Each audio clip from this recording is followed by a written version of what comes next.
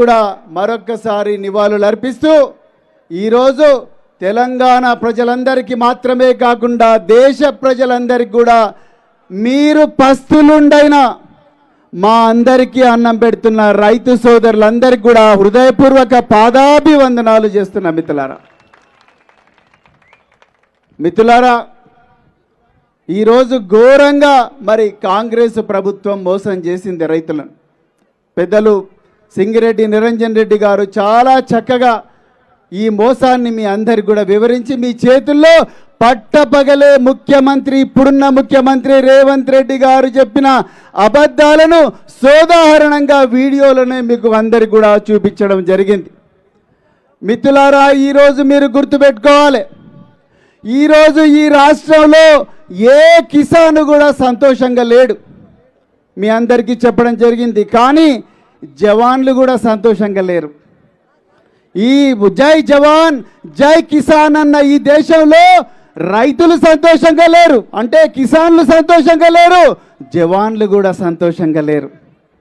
ఇవాళ మొట్టమొదటిసారిగా మన తెలుగు రాష్ట్రాల చరిత్రలో ఈ దేశ చరిత్రలో కానిస్టేబుల్లే కొట్లాడుకునే పరిస్థితి తీసుకొచ్చింది ఎవరు? గట్టిగా చెప్పండి. ఎంత ఘోరం అండి.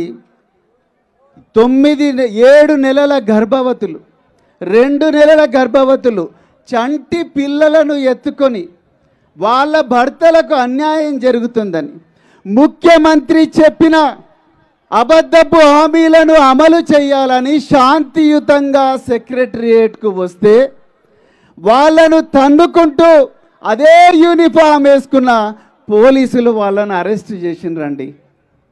మీరు ఎప్పుడన్నా విన్నారా? పోలీసు శాఖలో 2 అన్నదమ్ములు కొట్టుకోంగ ఎప్పుడన్నా విన్నావా?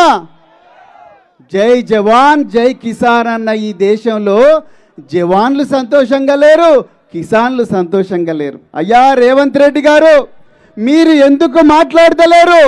రైతులను నిండా ముంచిండ్రు, రైతులకు ఎన్నో అబద్ధపు హామీలు ఇచ్చిండ్రు. ఇంతకుముందు వీడియోలో మీ మాటల రూపమే ఇవాళ చూసినాం.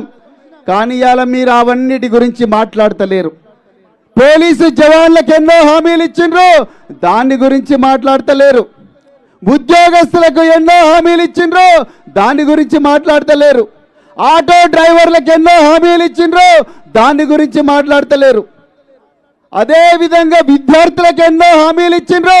విద్యార్థులకు ఒక్కొక్కరికి 5 లక్షల విద్యార్థి భరోసా అన్నాడు ముఖ్యమంత్రి రేవంత్ రెడ్డి. 10వ తరగతి పాస్ అయితే 10,000, ఇంటర్మీడియట్ పాస్ అయితే 15,000, డిగ్రీ పాస్ అయితే 25,000 అన్నాడు. వచ్చినా ఎవరికైనా మీ పిల్లలకి 25,000?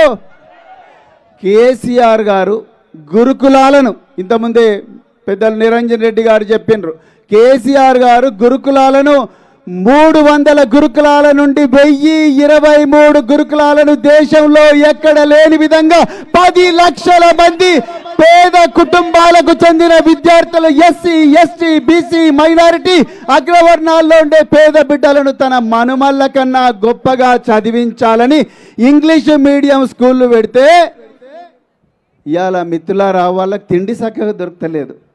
చలికాలంలో పిల్లలు చలికి గజగజ వణుకుతారని కేసీఆర్ గారు జూన్ నెలలోనే వాళ్లకు రగ్గులు ఇచ్చేటోడు. పిల్లలు తిండి దొరకలేదంటే సన్న బియ్యం ఇచ్చేటోళ్ళు. అదేవిధంగా పిల్లలు నెయ్యి ఎప్పుడన్నా తిన్నరో లేదో అని చెప్పి పిల్లలకు నెయ్యి సప్లై ఎప్పుడైనా విన్నారా? పిల్లలకు స్కూళ్ళలో నెయ్యంగా కేసీఆర్ గారి పాలనలో 9 సంవత్సరాలు పిల్లలకు నెయ్యి దొరికింది.